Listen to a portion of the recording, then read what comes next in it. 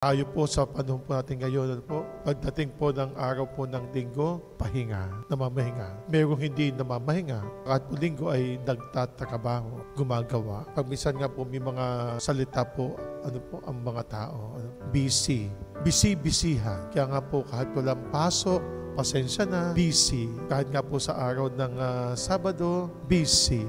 Busy, pasensya na, nag-aaral kami, nagtatrabaho kami. Sa ganung pong punto, pagsasabi ninyo ng pasensya na, abalang-abala lamang ako. Pasensya na, busy po kami. Ang dami po naming gawain. Kung ano yung gawain mo ngayon, tupdin mo muna, sundin mo muna. At ang iyong pagiging abala, sikapin mo na ikaw ay merong oras o panahon pa sa ating Panginoon Diyos. Once na ikaw nawala ng panahon sa ating Panginoon Diyos, tulad ng mga pagdarasal o mga pananalangin, yung mga gawain na asahan mo.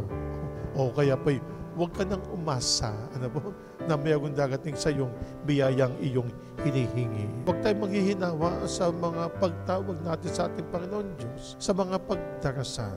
Dahil ang mga gawain ito yung magdadala sa atin sa pakipag-ugnayan natin sa ating Panginoon Diyos. At ganyan po nagpapalago sa atin ng ating paniniwala. Paniniwala at mapalapit tayo sa ating Panginoong Diyos.